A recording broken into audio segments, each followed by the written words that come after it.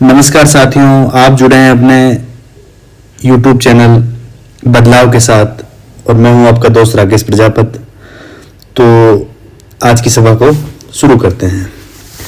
Last time जो हमारी economics थी उसका एक चैप्टर हम पूरा कंप्लीट कर चुके थे, जिसमें मैंने आपको इकोनॉमिक्स का बेसिक इंट्रोडक्शन दिया था। आज अपन जो आरपीएससी ग्रेड फर्स्ट का जो सिलेबस है उस सिलेबस के अकॉर्डिंग जो सेकेंडरी लेवल का सिलेबस, जो सीनियर सेकेंडरी लेवल का सिलेबस है, उस सीनियर सेकेंडरी लेवल के सिलेबस का में एक टॉपिक है अगला जो मैं आपको आज स्टार्ट करवाने जा रहा हूँ। थोड़ा लंबा टॉपिक है, 1-2 दिन लगेंगे, पर मैं जल्दी इसको कंप्लीट करवाऊंगा। टॉपिक का नाम है इकोनॉमिक रिफॉर्म्स। अच्छा, इसका एक पार्ट और है जो इसी के साथ में चलेगा, वो है एलपीजी, लिबरलाइजेशन, प्राइवेटाइजेशन और ग्लोबलाइजेशन। साथ में बढ़ेंगे आगे, पर फिलहाल के लिए मैं आज का टॉपिक शुरू करता हूँ। देखो, हुआ क्या था, 15 अगस्त 1947 को भारत आज़ाद हुआ और आज़ाद होने के साथ में कई युवा नेता थे जो देश को बहुत एक ऊंचे शिखर पे ले जाना चाहते थे। क्योंकि अंग्रेजों ने हमारा तकरीबन 190 साल तक हमारा शोषण किया और उसके बाद में उसके साथ ही फ्रांसीसी, डच, पुर्तगाली कई लोग जो यहाँ बिजनेस के लिए आए थे। तो कुल मिलाकर कहने का मतलब ये है कि जो लोग as a private, as a company के रूप में यहाँ आए, उन लोगों ने भारतीयों पर राज किया, भारतीयों को शोषण किया, भारतीयों को लूटा और उसके बाद में जो सोने की चिड़िया कहलाता था देश, उसे बहुत गर्त में ले जाके छोड़ के चले गए। अब जब 1947 में इंडिया को इंडिपेंडेंस मिली, तब भारत में जरूरत थी आर्थिक सुधारों की। अब आर्थिक सुधार करें क्या? एक तरफ से धोखा खाए हुए नेता या एक तरफ से धोखा खाई हुई सरकार ने क्या किया? सरकार ने नियोजित विकास की नीति अपनाई। नियोजित विकास की नीति कैसे अपनाई? उन्होंने जो भी ग्रोथ की, मतलब उन्होंने जो भी आगे ग्रोथ करनी थी उनको प्लान किया। हर चीज प्लानिंग के साथ की उन्होंने, हर चीज प्लानिंग के साथ की। और प्लानिंग के साथ करने के साथ ही उन्होंने कुछ चीज शुरू की। जैसे उन्होंने पंचवर्षीय योजनाएं स्टार्ट की। अगर टॉपिक होगा सिलेबस के अंदर तो मैं वो जरूर पढ़ाऊंगा। अदरवाइज पंचवर्षीय योजनाएं उन्होंने शुरू की। उन पंचवर्षीय योजनाओं को शुरू करने के लिए सबसे पहले भारत में योजना आयोग की स्थापना की गई। योजना आयोग की स्थापना की गई 15 मार्च 1950 को। 3 साल बाद में योजना आयोग की स्थापना की गई। योजना आयोग की जो योजनाएं थी उनको लागू करने के लिए एक नेशनल डेवलपमेंट काउंसिल यानी राष्ट्रीय विकास परिषद का गठन किया गया। और ये गठन कब किया गया? तो गठन किया गया 6 अगस्त 1952 को। ठीक है, मैं बता चुका हूं कि नियोजित विकास मतलब प्लानिंग के साथ उन्होंने डेवलपमेंट की बात कही। भारत सरकार ने आजादी के बाद में योजना आयोग की स्थापना की, राष्ट्रीय विकास परिषद की स्थापना की। कल जब मैंने आपको लास्ट क्लास बताई थी तो मैंने आपको इकोनॉमी के मैंने आपको दो प्रकार बताए थे। एक मैंने बताई थी कैपिटल इकोनॉमी, दूसरी मैंने बताई थी सोशल इकोनॉमी। उस टाइम मैंने आपको एक बात कही थी कि इंडिया आज भी किस इकोनॉमी को अपनाता तो है, वो मिक्स्ड इकोनॉमी यानी मिश्रित अर्थव्यवस्था को अपनाता है। मतलब ये कि वो कैपिटल इकोनॉमी को भी तवज्जो देता है, दूसरा वो सोशल इकोनॉमी को भी तवज्जो देता है। वो चाहता है कि भारत में कैपिटल इकोनॉमी भी रहे, भारत में सोशल इकोनॉमी भी रहे। पर कहने को तो भारत में इंडिपेंडेंस के बाद उन्होंने मिश्रित अर्थव्यवस्था पर जोर दिया, पर एक तरफ से उनका सारा ध्यान किस अर्थव्यवस्था की तरफ था? तो उनका सारा ध्यान सोशल अर्थव्यवस्था की तरफ था। क्यों? क्योंकि उन्होंने जितने भी जो प्रमुख उद्योग धंधे स्थापित किए वो सिर्फ और सिर्फ सार्वजनिक क्षेत्र में किए। सार्वजनिक क्षेत्र मतलब जिन पर ज्यादा से ज्यादा किस चीज का अधिकार हो? गवर्नमेंट का अधिकार हो। गवर्नमेंट ने सारे के सारे, मतलब किसी इकोनॉमी में जितने भी टाइप के काम होते हैं सारे के सारे गवर्नमेंट ने किए। जैसे प्रोड्यूसर भी कौन बनी? गवर्नमेंट बनी। प्रोवाइडर, जो प्रोड्यूस किया उसको प्रोवाइड करवाने वाला भी कौन बना? तो वो भी गवर्नमेंट बनी। फैसिलिटेटर मतलब कोई भी किसी भी टाइप की सुविधा देनी हुई, वो सुविधा हमें किसने दी? हमें गवर्नमेंट ने दी। कंट्रोलर मतलब किसी भी चीज को कंट्रोल किया, किसने किया? गवर्नमेंट ने किया। कहने का मतलब ये है कि मिश्रित अर्थव्यवस्था के नाम पे उन्होंने कौन सी अर्थव्यवस्था पर जोर दिया? तो वो थी सोशल। गवर्नमेंट सब जगह क्या बनी? प्रोड्यूसर बनी, प्रोवाइडर बनी, फैसिलिटेटर बनी, कंट्रोलर बनी।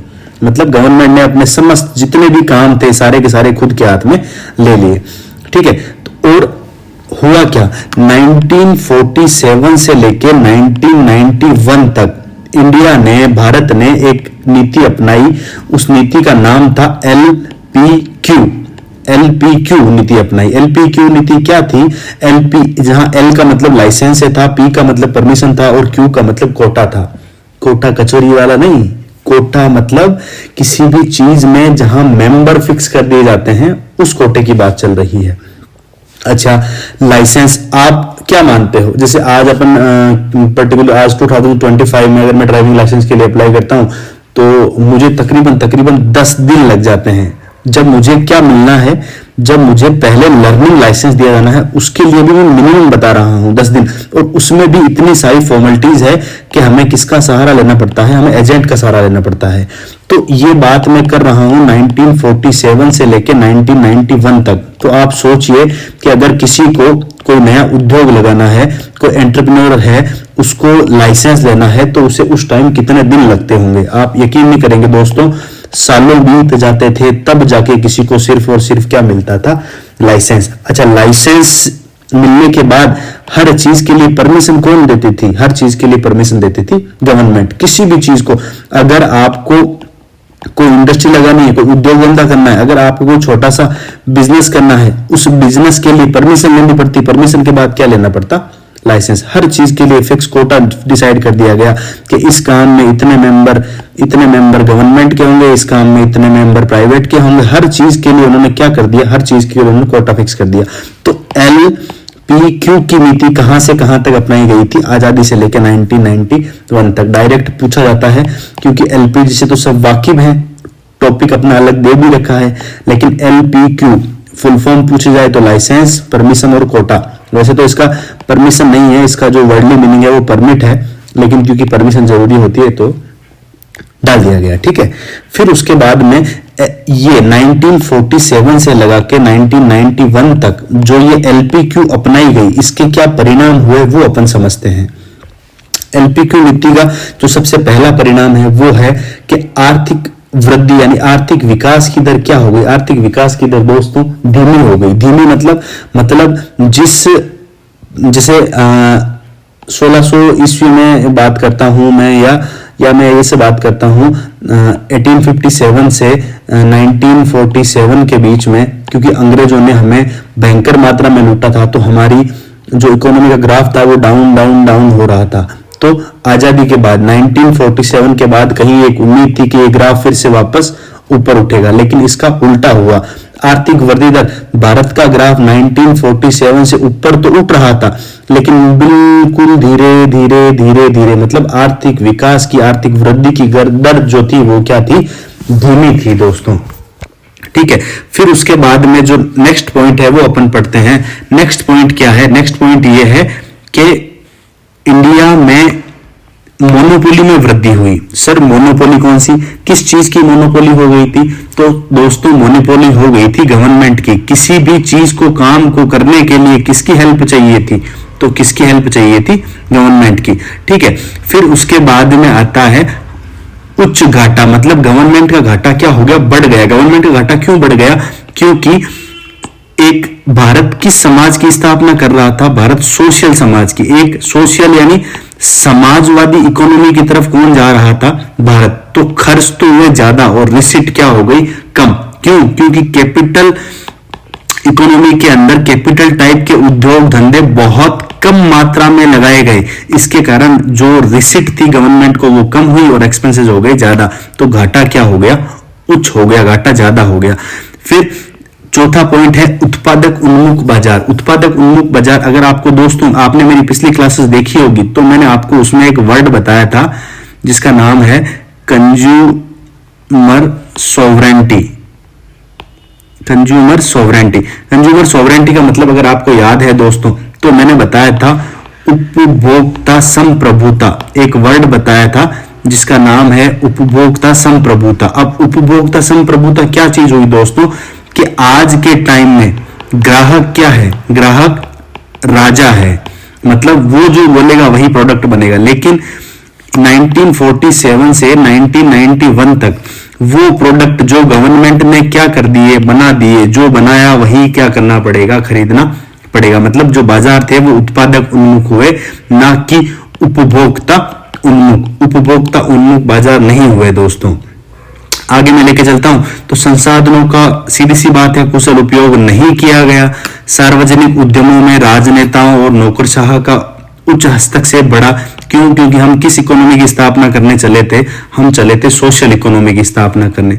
सोशल जहां सारा रोल किसका था? गवर्नमेंट का था। और गवर्नमेंट में मतलब किसका हस्तक्षेप था? राजनेताओं का। किसका हस्तक्षेप था? जो सरकारी कर्मचारी थे उनका हाई इंटरफेयर था। विदेशी विनिमय भंडार में कमी आ गई। जो अपने पास फॉरेन करेंसी थी दोस्तों, उस फॉरेन करेंसी में टाइम के साथ क्या हो गई? कमी हो गई। कुप्रबंधन, मैनेजमेंट अच्छा नहीं था। ये मैंने आपको परिणाम बताए हैं किस नीति के? एलपीक्यू के। ठीक है, तो एलपीक्यू की नीति के साथ ही क्या हुआ था? 1990 से 1991 में आर्थिक संकट के क्या आने लग गए थे? संकेत, कुछ इंडिकेशन होने लग गए थे दोस्तों, जिससे हमें यह पता चलने लगा कि अब क्या होने वाला है, अब आर्थिक संकट आने वाला है। कैसे पता चला हमें? क्या हमें इंडिकेशन मिले दोस्तों? क्या संकेत हमें मिले? उसमें पहला था कि विदेशी मुद्रा में क्या हो गई? कमी हो गई। दोस्तों हमारे पास तकरीबन सिर्फ और सिर्फ $1 अरब ही विदेशी मुद्रा बची थी। कहने का मतलब यह है, कई लोग कहते हैं कि सिर्फ 1 सप्ताह का इंपोर्ट ही खरीद सकते थे, कई बोलते हैं 2 सप्ताह का इंपोर्ट ही हम कर सकते थे। ये डेटा कहीं भी एक्चुअल नहीं है, पर फिलहाल के लिए समझ लीजिए कि विदेशी मुद्रा में बहुत ज्यादा क्या हो गई थी? कमी हो गई थी। दोस्तों मुद्रास्फीति बढ़ गई थी, मतलब कहने का इन्फ्लेशन, मतलब महंगाई बढ़ गई थी दोस्तों, और उसका लेवल 17% तक चला गया था। राजस्व घाटा मतलब रेवेन्यू डेफिसिट, राजकोषीय घाटा मतलब फिस्कल डेफिसिट, दोनों ही घाटे में क्या हो गई थी? वृद्धि हो गई थी। जब मैं आपको नेशनल इनकम पढ़ाऊंगा दोस्तों, तब मैं आपको बताऊंगा कि रेवेन्यू डेफिसिट क्या होता है और फिस्कल डेफिसिट क्या होता है। खाड़ी देशों में युद्ध के कारण जो एनआरआई थे, नॉन रेजिडेंट इंडियन थे, मतलब नॉन रेजिडेंट इंडियन के मतलब जो अनिवासी भारतीय थे, उनका रेमिटेंस भी क्या हो गया दोस्तों?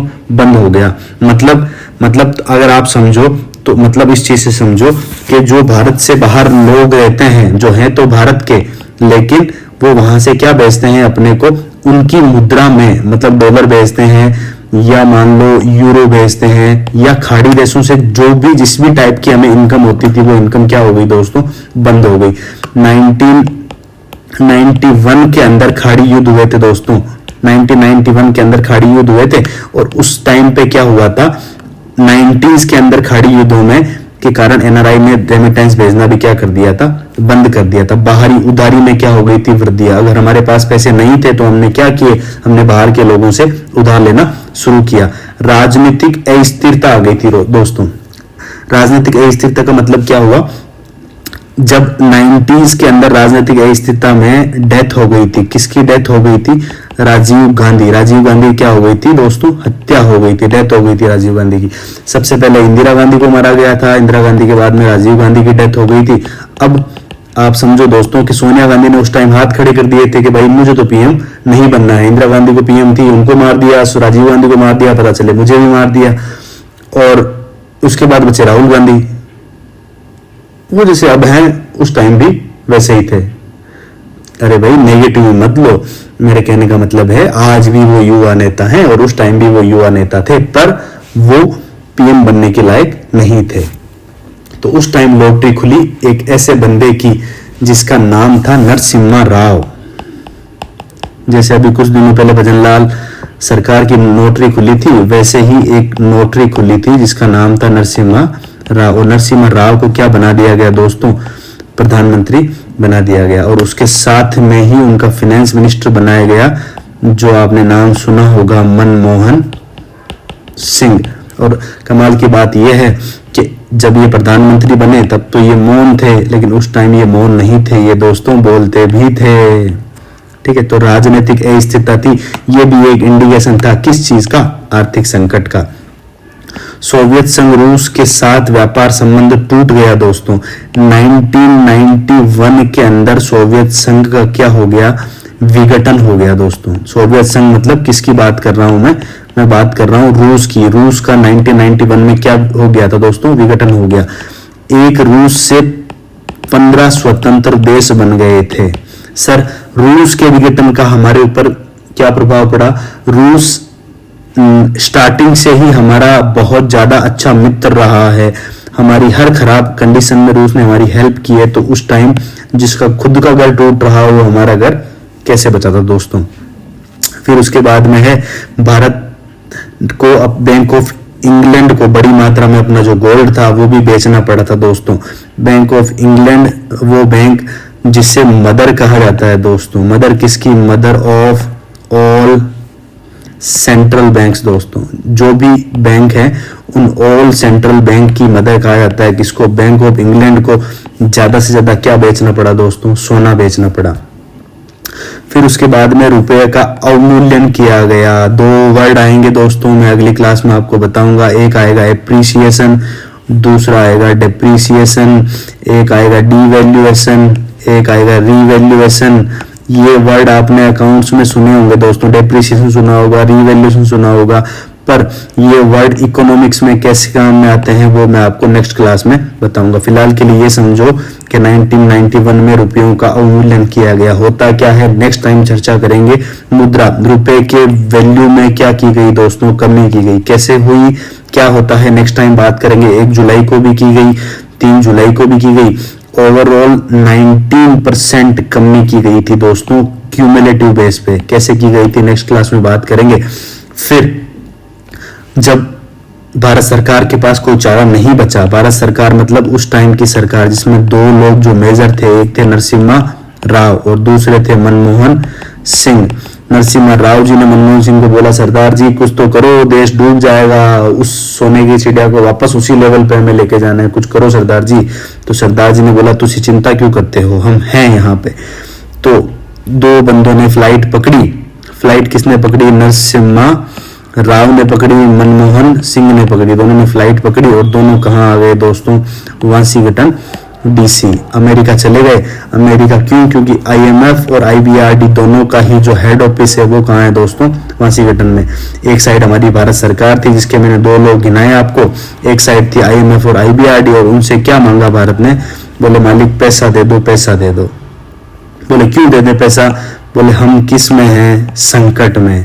बोले संकट में तो हो, पर जो तुमने LPQ लगा रखा है उसके बेस में अगर कोई हमारी कंपनी तुम्हारे भारत में आना चाहती है तो भैया सालों वो चक्कर काटती रहेगी, लेकिन वहां बिजनेस नहीं कर पाएगी। तो IMF और IBRD ने गवर्नमेंट ऑफ इंडिया को कहा कि हम तुम्हें पैसे देंगे, बट कंडीशन क्या रखी कि मॉडल अपनाना पड़ेगा। कौन सा? LPG, लिबरलाइजेशन, प्राइवेटाइजेशन और ग्लोबलाइजेशन। इस मॉडल को अगर आप लोग अपनाते हो तो हम आपको पैसे देंगे। तो उस टाइम वाशिंगटन एक आम सहमति बनी। और लास्ट में दोस्तों इस टॉपिक को मैं खत्म कर, इस आज की क्लास को खत्म करने जा रहा हूं। और लास्ट के अंदर एक डेट आती है 24 जुलाई 1991, एक ऐसा दिन जिस दिन भारत में आर्थिक सुधारों की क्या हो गई दोस्तों? शुरुआत हो गई। भारत में किसकी शुरुआत हो गई? LPG की शुरुआत हो गई। किसके साथ? केंद्रीय बजट की घोषणा के साथ। 24 जुलाई 1991 में जो आर्थिक सुधार हुए, कैसे हुए, किस प्रकार से हुए, LPG क्या होता है, केंद्रीय बजट की घोषणा में क्या क्या बातें की गई, रुपयों का अवमूल्यन क्या होता है, इन सब की बातें करेंगे पर नेक्स्ट क्लास में। दोस्तों आपको मेरी पढ़ाई हुई चीजें समझ में आती है या नहीं आती है कमेंट में बताइए। आपको कोई डाउट है तो मुझसे कमेंट में पूछिए। अगर आपको मेरे वीडियो अच्छे लगते हैं तो आप मेरे चैनल को सब्सक्राइब कीजिए, इस वीडियो को अपने दोस्तों के साथ शेयर कीजिए, लाइक कीजिए और बेल आइकन को दबाना बिल्कुल मत भूलिएगा। मिलते हैं अपनी नेक्स्ट क्लास में। आज के लिए इतना ही। Thank you.